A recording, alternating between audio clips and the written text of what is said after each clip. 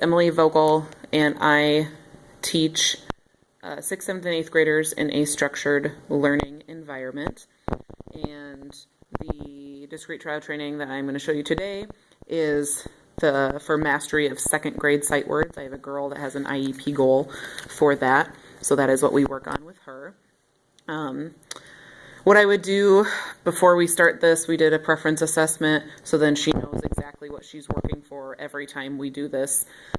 There's a positive reinforcement for her. So what I would do is I would put 2 out of the 5 words that we're working on for the 2-week period in front of her. And I would say, point to the word paper. And I would point to the word paper, and then hopefully she would also point to the word paper. And then, yay, you got it right. And the next one I'd say, point to the word hand. And hopefully she would also point to the word hand. Yay, you got it right.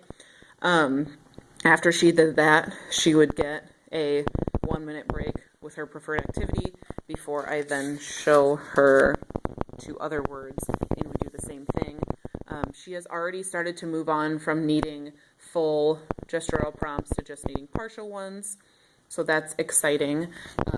This is the data sheet.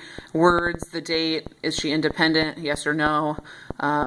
Prompts, verbal, sometimes I do picture prompts as well with her, and then the teacher or associate initial. So then I can see, does she work better with one person? Is she only getting it with, her associate and not the teacher? So that works on generalization as well.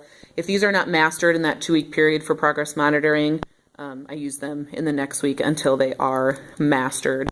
I think something that's important with this is training all the adults involved in the same way and being very specific.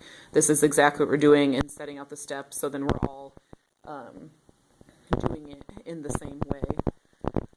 Her associates have these words with them before they leave the room. She's got to identify at least 2 of the words correctly before she goes on to her next class, and I've also given her couple of out teachers those as well, so they can work on that with her. Cautions when using the DTT procedures would be generalization. I've started having her find these words in newspapers and books and magazines, highlighting them, so that can help with some of the generalization. I know it can be hard for some kids. You don't just want them to know, a picture of paper and only them being able to identify construction paper and having no idea what lined loose leaf paper is, or even like note cards, what those are. So that's super important as well. I try to print these off in different fonts and sizes, different styles of paper, so that will also help with generalization.